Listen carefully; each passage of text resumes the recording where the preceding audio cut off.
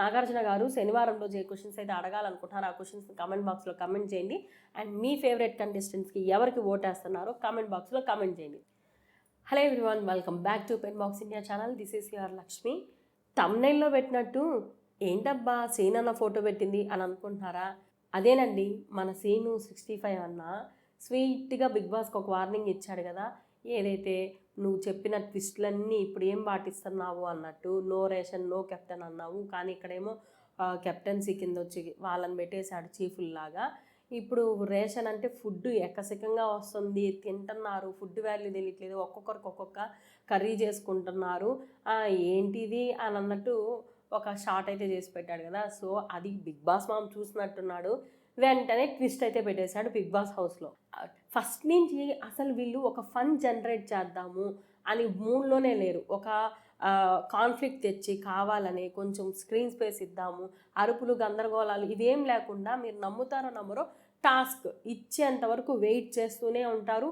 Food విషయంలో గొడవలు వస్తాయా లేదు, ప్రతి ఒక్కరు కావాల్సినట్టు తింటూ ఉంటారనమాట. లైవ్ అప్డేట్స్ దగ్గరికి వచ్చేటప్పటికి ఇక్కడ శేఖర్ గారు చాలా చాలా బాగా నచ్చారండి.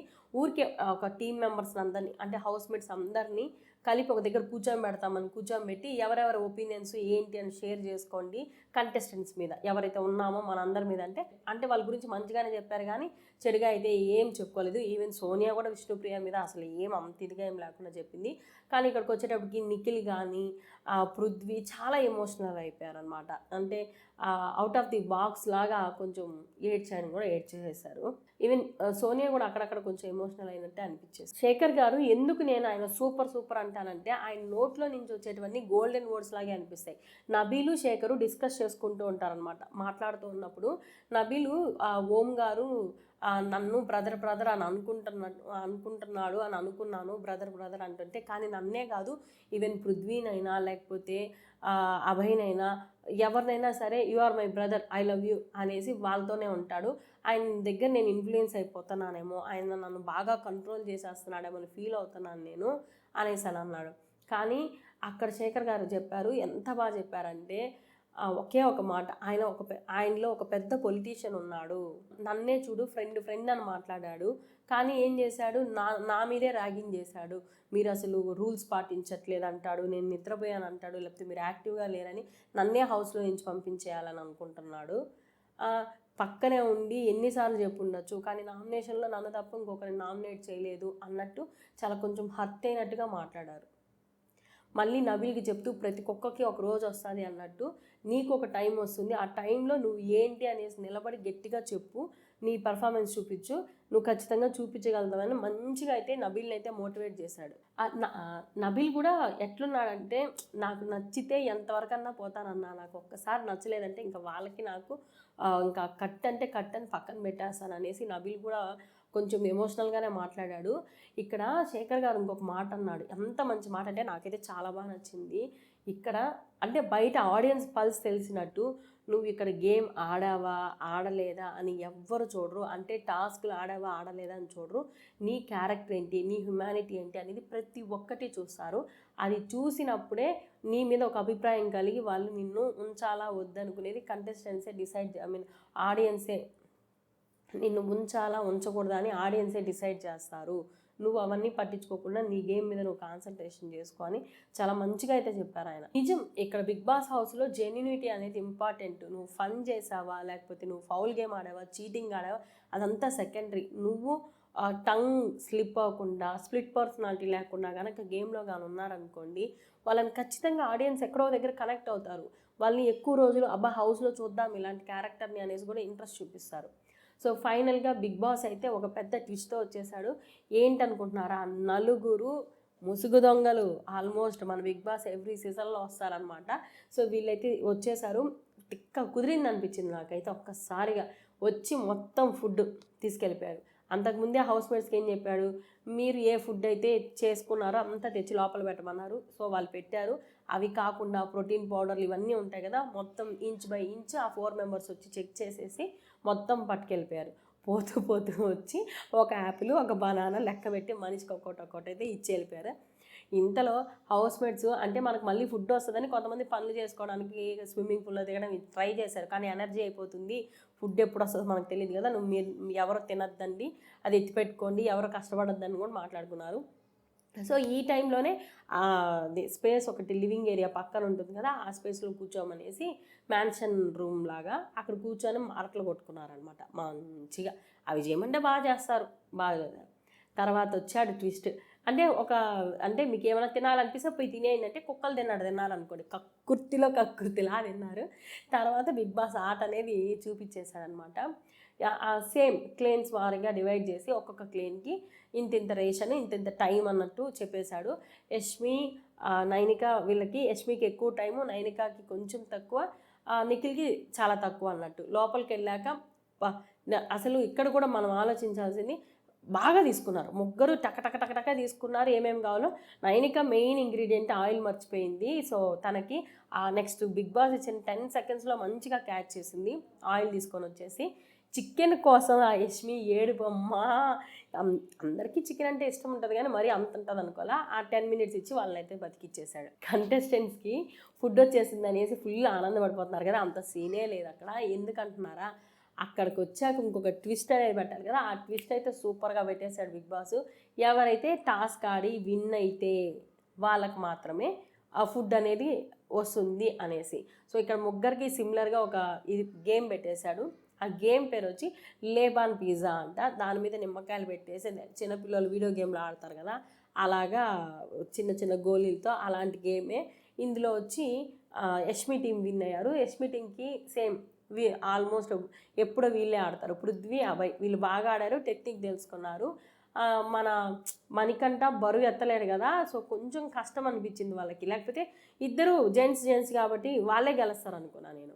తర్వాత ఇక్కడ వచ్చి సీతాను పంపించారు నబీల్తో. సో వీళ్ళ కోఆర్డినేషన్ కొంచెం మిస్ అవుట్ అవడం వల్ల ఆల్మోస్ట్ వాళ్ళు 2-3 రౌండ్స్ కింద పడేశారు, కానీ వీళ్ళు 4 రౌండ్స్ అభయ్ వాళ్ళు, అందుకు వాళ్ళు విన్ అయిపోయారు. వాళ్ళకైతే ఫుడ్ వచ్చేసింది. బిగ్ బాస్ ఖచ్చితంగా చెప్పాడు, మీ ఫుడ్ని మీరు జాగ్రత్తగా పెట్టుకోండి అనేసి. సో వీళ్ళ ఫుడ్ అయితే వీళ్ళు జాగ్రత్తగా పెట్టేసుకున్నారు. ఇక్కడ యష్మి ఆన్ టైం గేమ్ అంటే గేమే, తను బాగా బిగ్ బాస్ని చాలా బాగా ఫాలో అవుతుంది.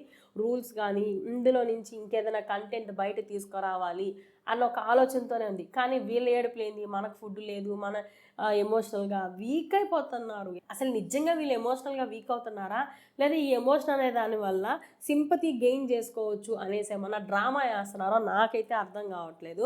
కొంతమంది అయితే అసలు నేను ఎమోషనల్గా ఇదవ్వను, నేను గేమ్ ఆడనీకి వచ్చినా అనేవాళ్ళు ఎమోషనల్గా కనెక్ట్ అవుతున్నారంట అందరితో.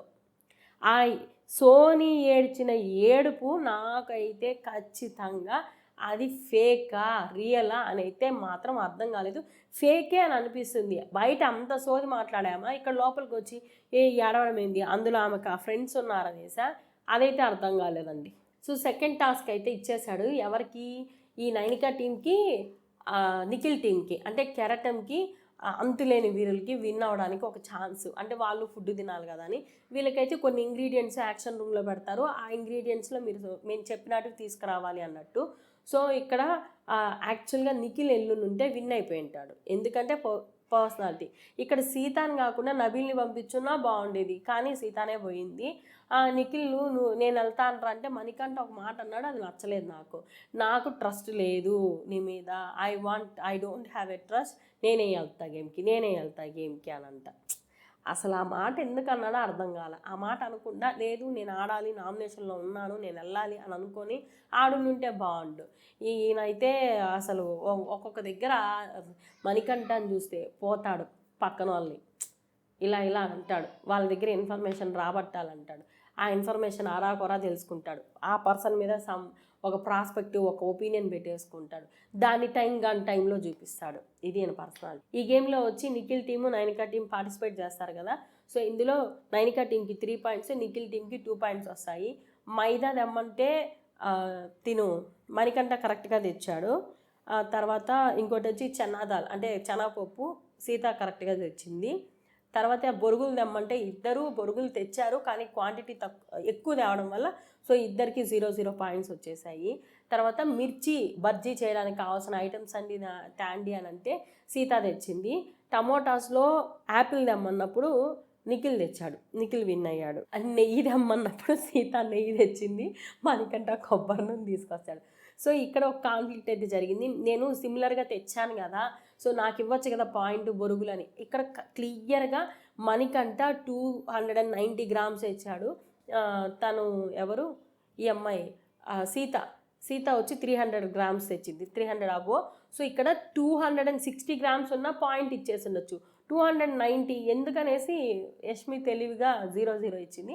సో ఫైనల్గా వాళ్ళ టీంకి. కానీ దీంట్లో మణికంఠ బాగా రియాక్ట్ అయ్యాడు, అంటే ఆర్గ్యూ చేసుకున్నాడు, నాది ఆ పాయింట్, బిగ్ బాస్ని అడగండి, నాది సంచాలక్, నేను ఫైనల్ అని యష్మి.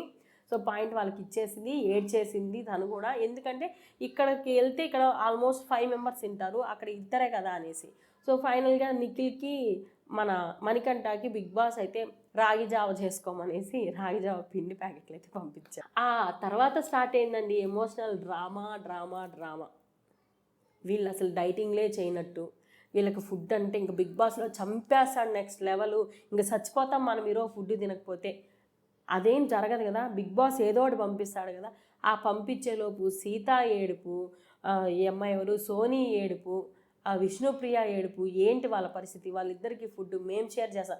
అది పెట్టిందే గేమ్ రన్ అవ్వడానికి. వాళ్ళు దొంగతనం చేయాలి, దొంగతనం చేసి లేదా దాచిపెట్టడమో, దొంగతనం చేయడమో, తినేయడమో, దొంగతనంగా వెళ్ళి అనేసి ఎన్ని జరగలేదు. దొంగ అని మన బిగ్ బాస్ ఎన్నిసార్లు వేసుకోలేదు మ్యూజిక్ కూడా బ్యాక్గ్రౌండ్లో. ఇలాంటివి ఏదేదో జరుగుతాయి అనుకుంటే ఏం జరగకుండా సప్పగా నేను చెయ్యను, నేను తినను, మనకు అవసరం లేదు అన్నట్టు వాళ్ళిద్దరు కూర్చున్నారు. వీళ్ళు ఎమోషనల్ డ్రామా వీళ్ళు బండిచ్చేసారు. ఇక్కడ నేను ఒక్క పాయింట్ చెప్పాలనుకుంటున్నాను. నిఖిల్ హ్యుమానిటీ అనేది నిఖిల్ గేమ్ని బాగా డౌన్ఫాల్ చేసేస్తుంది. తను ఆ హ్యుమానిటీ బ్రెయిన్లో ఉండడం వల్ల ఎవరు మనోళ్ళు, ఎవరు ఫ్రెండు, ఎవరి వల్ల మనం ఏమవుతుంది. ఫ్రెండ్ అనేవాడు ఎప్పుడు నీలో నెగిటివ్స్ని ఎత్తెత్తి చూపించి నేను నీతో ఫ్రెండ్షిప్ చేయను, నువ్వు ఇలా ఉంటే అని అనడు. నీలో నెగిటివ్స్ ఎత్తి చూపించి అది మార్చుకోమని చెప్పాలి, లేదా ఫ్రెండే బలంగా మారాలి నీకు. అది ఎందుకు ఆ అబ్బాయి అని ఆ మాట, అబ్బాయి సోనీ ఇద్దరు వీక్ అనేటప్పటికి చాలా డల్ అయిపోయాడు. నాగార్జున సార్ ఈ వీక్ వస్తే ఫస్ట్ వార్నింగ్ ఇవ్వాల్సిందే నీకు. ఇక్కడ ప్రేరణ ఒక చిన్న చిలిపి ఆలోచన. యాక్చువల్గా గేమ్ అర్థం చేసుకునేది వీళ్ళే అనిపించింది నాకు. ప్రేరణ మనం దొంగతనం చేద్దామా, గేమ్ని ఫన్ చేయడానికి ఏదైనా దాచిపెట్టేద్దామా అనేసి అని అంటే శేఖర్ భాష, పృథ్వీ వీళ్ళందరూ ఓకే రెడీ అనేసి అని మాట్లాడుకుంటా అంటారు. కానీ ఆలోపే విష్ణుప్రియ మళ్ళీ వచ్చేసి విష్ణుప్రియ నబీల్ ఆల్రెడీ దొంగతనం చేసి కూడా దాచిపెట్టేస్తారనమాట. వీళ్ళకి వేయచ్చు దొంగ అనేసి ఏమన్నా ఒకరంత బ్యాక్గ్రౌండ్ మ్యూజిక్. మీరు అందరూ లైవ్లో చూసారో లేదో, ఎపిసోడ్లో చూసారో లేదో, ఒకసారి చూడకపోతే పోయి చూడండి. సోనీ ఎంత కాన్ఫిడెంట్గా, ఓవర్ కాన్ఫిడెంట్ అంటారు. నేను నా చుట్టూ ఉన్న ఫ్రెండ్స్ ఒక హైలో ఉండే వాళ్ళతోనే నేను ఫ్రెండ్షిప్ చేసుకున్నా. సో ఈ మన ఫ్రెండ్షిప్లో ఉండే వాళ్ళలో కూడా నేనే హై నేనే హై. సో ఇప్పటి వరకైతే గేమ్లో నేనే విన్నారు అని చెప్తుంది పృథ్వీ. నేను కూడా అని అంట. వీళ్ళకి బయట ఆడియన్స్ పోల్ కానీ చూస్తే ఏడ్చి చేస్తారేమో. ఇంకో దగ్గర వచ్చి నాకు యష్మి చాలా బాగా నచ్చింది. ఎక్కడైతే నిఖిల్ చాలా డౌన్గా ఉన్నాడు, ఎందుకు అలా డల్గా ఉన్నావు అని అడిగింది. ఏం లేదు అని అంటే పక్కకి తీసుకొని పోయి మరి నువ్వు గేమ్ని గేమ్ లాగా చూడు, ఒకే ఒక మాట, నువ్వు గేమ్ని గేమ్ లాగే చూడు, స్పోర్టివ్గా ఉండు. నువ్వు ఇలా ఉంటే బయట నీ ఫ్యాన్స్ భయంకరంగా హర్ట్ అవుతారు, నీ మీద చాలా ఎక్స్పెక్టేషన్స్ ఉన్నాయి, అవి గుర్తుపెట్టుకొని చాలా క్లియర్గా చెప్పింది. ముఖాన్ని కొట్టినట్టు చెప్పింది అనుకోండి. అసలు ఇంకొకటి ఏంటంటే మార్నింగ్ ఈ దొంగతనాలు, టీ పౌడరు, షుగరు, ఆఖరికి యష్మి చేసిన పని బ్రేక్ఫాస్ట్ కూడా ఒక బౌల్లో వేసుకొని వచ్చి దొంగతనం చేసి తినేరు. చాలా ఫన్నీగా అనిపించింది. వీళ్ళు ఫన్ జనరేట్ చేస్తున్నా అది ఫన్గా తీసుకోవడంలా, వాళ్ళు ఫన్ జనరేట్ చేయడమో లేదా ఆర్గ్యుమెంట్ జనరేట్ చేయడమో ఏదన్నా కొంచెం కంటెంట్ ఇస్తే బాగుండు. ఎపిసోడ్లో చూసే వాళ్ళకైతే 1 అవర్ బాగానే ఉందిలే అని అనిపించవచ్చు. లైవ్ చూసే వాళ్ళకైతే తలకాయ పగిలిపోతుంది. ఆ ఎడిటర్ మామకి దండం, నిజంగా ఎడిటర్ మామకి అయితే దండం. ఇక్కడ విష్ణుకి సీతకి ఒక చిన్న కాన్ఫ్లిక్ట్ ఏదో జరిగింది. అంటే మాటల్లో విష్ణుప్రియ అనే మాటల్ని నేను అసలు చెవులో కూడా వేసుకోను, పట్టించుకోను అని అనేసింది అనమాట సీత. ఆ మాట కరెక్ట్గా విష్ణు క్యాచ్ చేసింది. అంటే నా మాటలు పట్టించుకోలేనంత, అంటే వినిపించుకోలేనంతగా నేను ఏం మాట్లాడుతున్నాను, ఎందుకని నా మాట అనేసి విష్ణు అయితే చాలా హర్ట్ అయింది. దాన్ని నైనిక సెట్ చేయాలనేసి ట్రై చేస్తూ ఉంది. సో ఇదండి లైవ్ ఎంత బోరింగ్గా ఉందో. ఎపిసోడ్లో అయితే చాలా కుదిర్చి కొంచెం ఎంటర్టైన్మెంట్ని తీసుకురావడానికే ట్రై చేశాడు. మీరు నమ్మతారో నమ్మరో, రివ్యూవర్స్ కూడా గంటకు ఒక వీడియో పెట్టేవాళ్ళు. అట్లాంటిది అక్కడ వచ్చే కంటెంట్కి లైవ్ ఎపిసోడ్ ఒక రివ్యూ చేస్తే చాలు అన్నట్టు అయిపోయింది పరిస్థితి. Thanks for watching our video. Please subscribe our pen Box India channel. Thank you so much.